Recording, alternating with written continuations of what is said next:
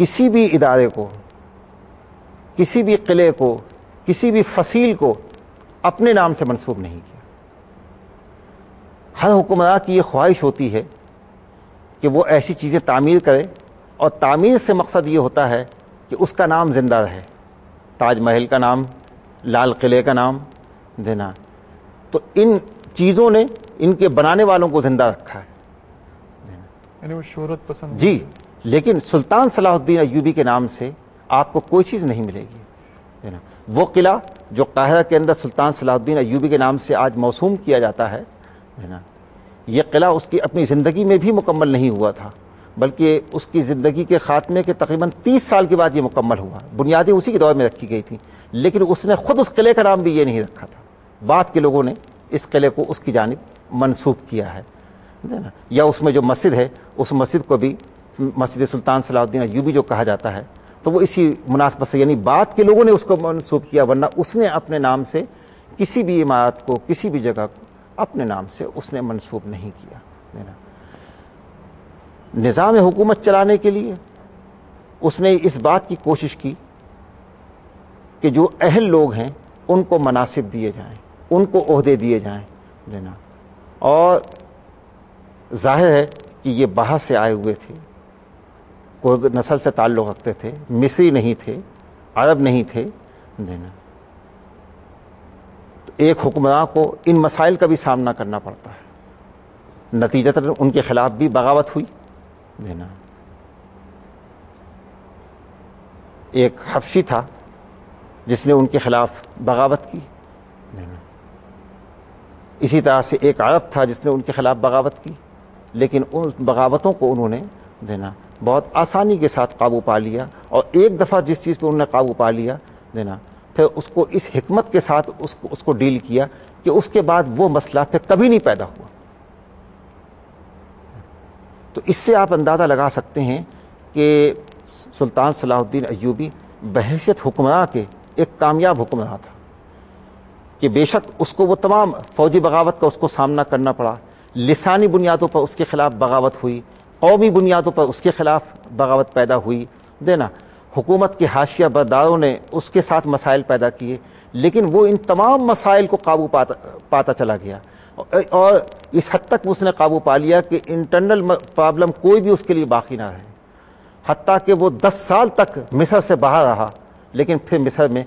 دینا کبھی بھی نہ اس کے خلاف کوئی بغاوت پیدا ہوئی، نہ اس کے خلاف جو ہے کوئی شورش پیدا ہوئی۔ تو اس سے آپ اندازہ لگا سکتے ہیں کہ وہ کس طرح سے منصف، عادل اور ایک کامیاب حکمران تھا۔ اچھا ڈاکٹر صاحب، جو ان کا عدالتی نظام تھا، کیا وہ اس کے بارے میں کچھ معلومات آتی ہیں تاریخ میں کہ وہ شرعی بنیادوں پہ، کیونکہ ہم ایسے مومن مجاہد سے تو یہی حکمران سے تصور کر سکتے ہیں کہ ان کا نظام حکومت شریعت کے مطابق ہوگا، تو ایسی کوئی تاریخ میں معلومات آتی ہیں ان کے نظام حکومت کے حوالے سے؟ ہاں، آپ نے بالکل بجا فرمایا۔ ایک دلچسپ بات یہ ہے کہ اس میں کوئی شک نہیں کہ چاہے وہ عباسیوں کا دور ہو، چاہے وہ امویوں کا دور ہو، فاطمیوں کا دور ہو، ہم ان تمام ادوار میں ایک مشترکہ چیز یہ دیکھتے ہیں کہ لوگوں کے درمیان جن لوگوں کو قاضی متعین کیا جاتا تھا، وہ قاضی ہی ان کے معاملات کے میں فیصلہ کن رول پلے کیا کرتے تھے، حکومتیں ان فیصلوں پہ اثر انداز نہیں ہوتی تھی، اور وہ تمام کی تمام چاہے فقہ حنفی کے مطابق ہو، چاہے فقہ شافعی کے مطابق ہو، چاہے فقہ حنبلی کے مطابق ہو، یا فقہ مالکی کے مطابق ہو، یہ تمام کی تمام فقہ جو تھیں ظاہر ہے کہ قرآن و سنت سے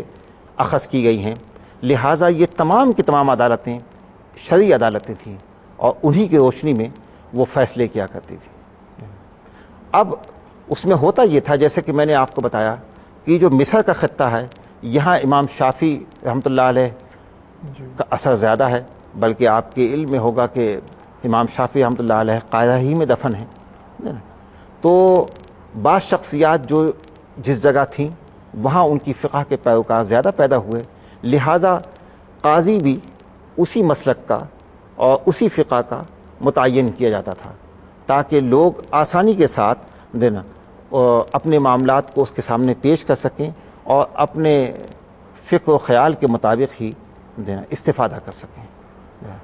ہم دیکھتے ہیں کہ مدینہ کے اندر امام مالک رحمۃ اللہ علیہ کا اثر تھا، تو وہاں امام مالک رحمۃ اللہ علیہ کی مسلک کے قاضی متعین کیے گئے دینا. اسی طریقے سے جہاں امام ابو حنیفہ رحمۃ اللہ علیہ کا اثر تھا وہاں امام ابو حنیفہ رحمۃ اللہ علیہ کے پیروکار متعین کیے گئے دینا. لیکن بیشتر جو قاضی ہمیں نظر آتے ہیں ان میں سے اکثریت جو ہے وہ فقہ حنفی کی ہے. قاضیوں کا تعلق فقہ حنفی سے رہا ہے، اور اس کا سبب یہ تھا کہ دیگر جو فقہ ہیں ان کے اندر زیادہ تر عائلی مسائل، خاندانی مسائل یا معاملات کے مسائل زیر بحث آئے ہیں، جبکہ فقہ حنفی کے اندر وہ تمام امکانات کو بھی چونکہ زیر بحث لایا گیا کہ جو مسائل آنے والے وقتوں میں پیش آ سکتے ہیں فقہا نے ان کے لیے بھی رہنمائی کی. تو فقہ حنفی کو دیگر فقہ پہ یہ تفوق حاصل تھا کہ فقہ حنفی عہد حاضر کے یعنی اس زمانے کے مسائل کی زیادہ بہتر ترجمانی کرتی تھی، نمبر ایک. نمبر دو، باقی فقہ جو تھیں وہ تو انفرادی آراء تھیں. امام شافعی کی ایک رائے تھی، امام احمد ابن حنبل کی ایک رائے تھی، امام مالک کی ایک رائے تھی، لیکن فقہ حنفی کی خصوصیت یہ تھی کہ اس کو ایک باقاعدہ ایک جماعت نے تشکیل دیا تھا، جس میں امام مالک، امام ظفر تھے، امام ابو یوسف تھے، امام محمد تھے. تقریباً 63 افراد کا ہمیں تذکرہ ملتا ہے جو امام ابو حنیفہ رحمۃ اللہ علیہ کے مجلس مشاورت میں شامل تھے، کہ امام ابو حنیفہ رحمۃ اللہ علیہ کسی مسئلے پہ کوئی اپنی رائے ظاہر کرتے اور اس کے بعد وہ نقد و نظر سے گزرتا اور جس رائے پہ اتفاق ہو جاتا وہاں لکھ دیا جاتا کہ بھئی سب کا اس پہ اتفاق ہے، جس میں اختلاف ہوتا تو ان کے دلائل کے ساتھ اس کو نقل کر دیا جاتا. تو فقہ حنفی میں چونکہ یہ ایک خصوصیت تھی کہ یہاں مشاورت کے ذریعے اس کو اختیار کیا گیا تھا، اور دوسرے یہ کہ یہاں قیاس پہ خصوصی توجہ دی جاتی تھی جس کی وجہ سے لوگوں کے لیے آسانیاں پیدا ہوتی تھیں. پھر یہ کہ امام ابو حنیفہ رحمۃ اللہ علیہ کے شاگرد جو تھے ہارون رشید، مامون رشید اور اس کے بعد کے ادوار کے دور میں حکومتوں کا حصہ بن گئے. امام ابو یوسف رحمۃ اللہ علیہ جو امام ابو حنیفہ رحمۃ اللہ علیہ کے سب سے بڑے شاگرد تھے وہ قاضی القضات بنے. ظاہر ہے کہ جب قاضی القضات جو ہوگا وہ دیگر قاضیوں کا تقرر کرے گا. تو دلچسپ بات یہ ہے کہ مصر کے اندر جو قاضی ہیں ہم دیکھتے ہیں، قاضیوں کے نام ہمیں ملتے ہیں، ان میں اکثر کا تعلق فقہ حنفی سے ہے. اسی طریقے سے دنیا کے دوسرے خطوں میں بھی جہاں ہم قاضیوں کے نام دیکھتے ہیں وہ تمام کے تمام اکثریت کا تعلق فقہ حنفی سے ہے. لیکن مسلمان چاہے وہ فقہ شافعی کی پیروی کرے، چاہے فقہ حنفی کی پیروی کرے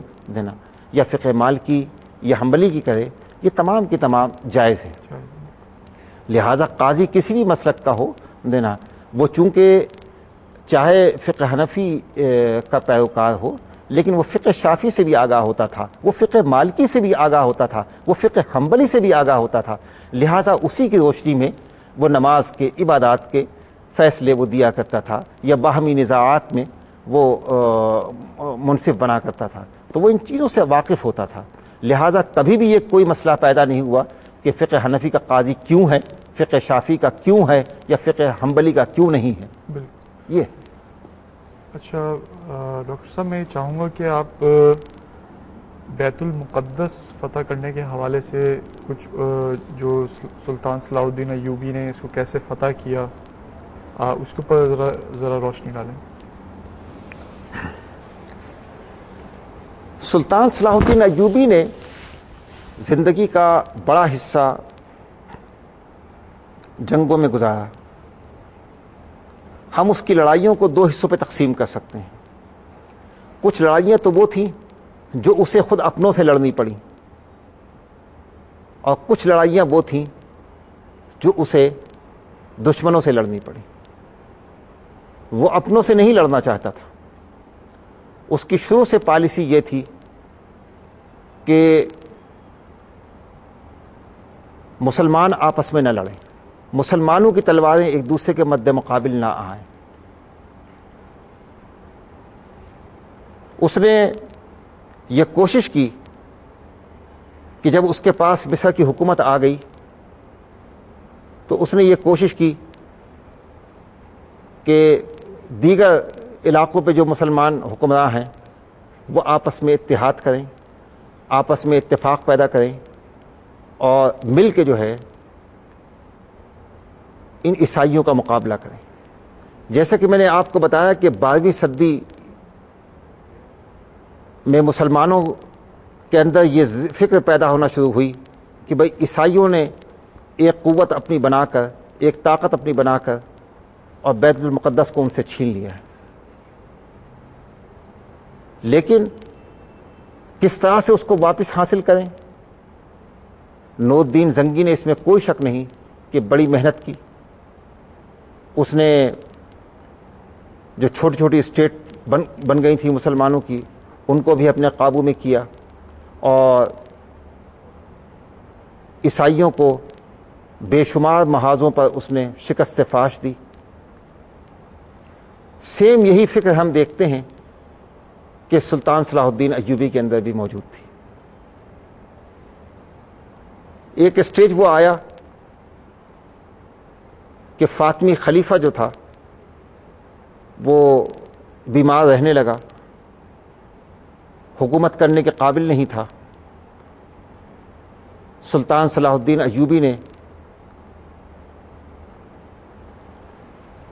فاطمی خلیفہ کا جو نام خطبے میں پڑھا جاتا تھا اس کو موقوف کروا کے عباسی خلیفہ کے نام کا اس نے اجرا کیا۔ وہ اپنے نام کا بھی اجرا کر سکتا تھا، اگر وہ مصر کے اوپر ایک حکمراں بن چکا تھا تو وہ یہ بھی کر سکتا تھا، لیکن اس نے یہی چاہا کہ عباسی خلیفہ کا نام جو ہے وہ چلے۔ اس کا مقصد یہی تھا کہ کوئی اس کو فریق نہ بنائے، فریق نہ سمجھے، بلکہ یہ سمجھے کہ عباسی خلافت جو چل رہی ہے یہ مسلمانوں کی ایک نمائندہ حکومت ہے، لہذا سب اس کے ہاتھ مل کے مضبوط کریں اور آپس میں لڑنے کے بجائے عیسائیوں سے لڑیں۔ اچھا، نماز کا وقت جا رہا ہے تو اچھا پڑھ لیتے، میں قدر چلیں وقفہ کر لیں۔ وقت پکڑ چلیں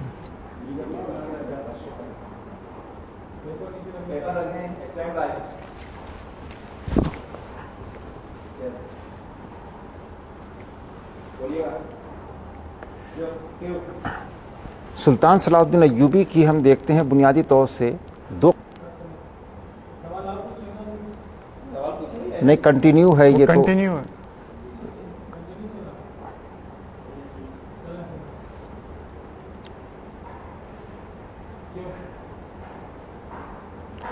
سلطان صلاح الدین ایوبی کی دو قسم کی لڑائیاں ہوئی ہیں، ایک وہ ہیں جو اپنوں کے ساتھ یعنی مسلمانوں کے ساتھ ہوئیں، اور دوسری وہ ہیں جو کہ عیسائیوں کے ساتھ ہوئی ہیں۔ جہاں تک اپنوں سے لڑائیوں کا تعلق ہے، صلاح الدین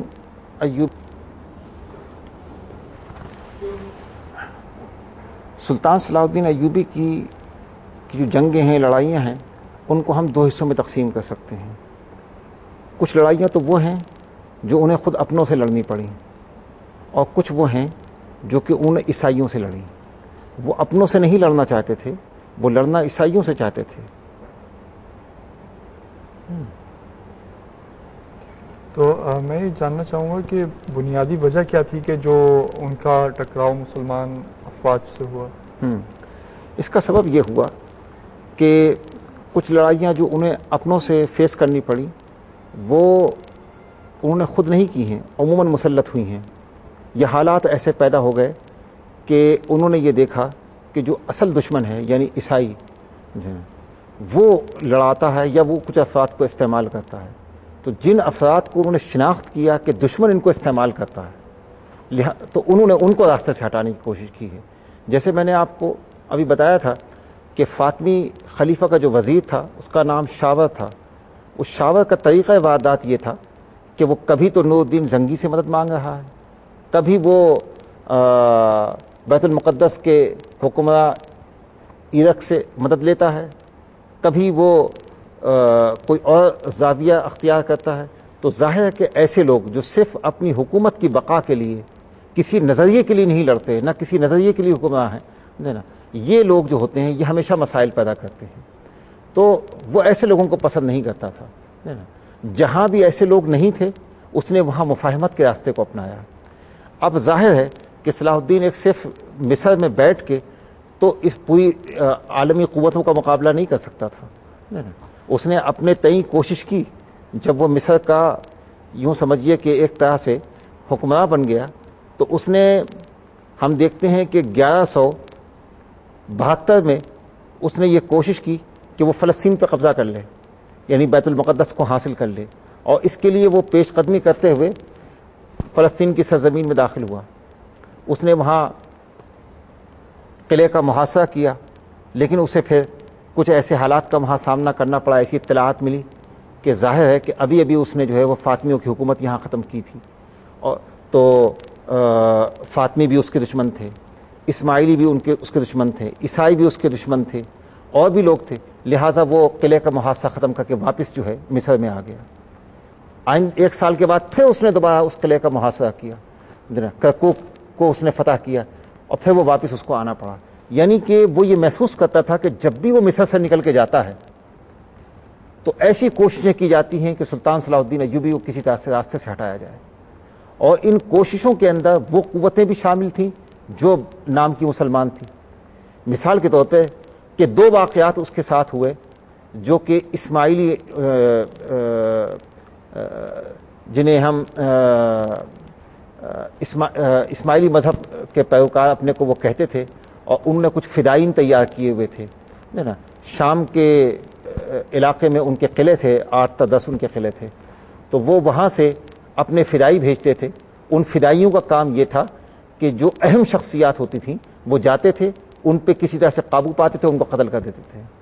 ان فدائیوں نے اس زمانے کی بڑی بڑی اہل علم شخصیات کو شہید کیا۔ تو سلطان صلاح الدین ایوبی لڑ رہا ہے دشمن سے، اچانک فدائی اس کے اوپر حملہ آور ہو گیا۔ سلطان صلاح الدین ایوبی نے ایک سے اپنے کو بچایا، دوسرا حملہ آور ہو گیا، دوسرے سے بچایا، تیسرا حملہ آور ہو گیا۔ اور یہ وہ لوگ ہوا کرتے تھے جو معتقد بن کے، جو مجاہد بن کے صفوں میں داخل ہوتے تھے، اور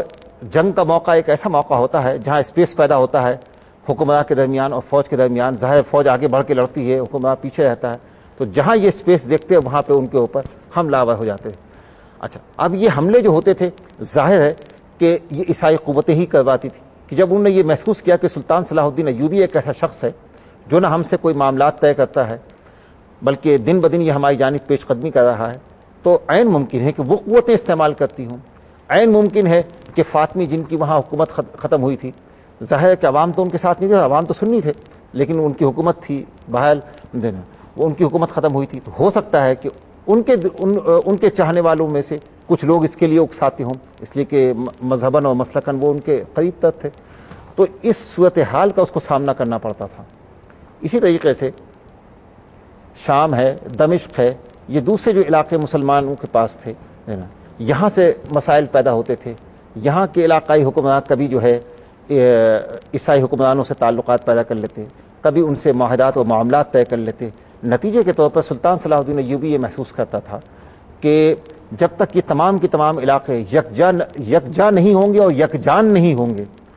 اس وقت تک ان عالمی قوتوں سے مقابلہ نہیں کیا جا سکتا ہے۔ اگر ہمیں بیت المقدس حاصل کرنا ہے تو ہمیں ایک ایسی قوت حاصل کرنی پڑے گی کہ تمام مسلمان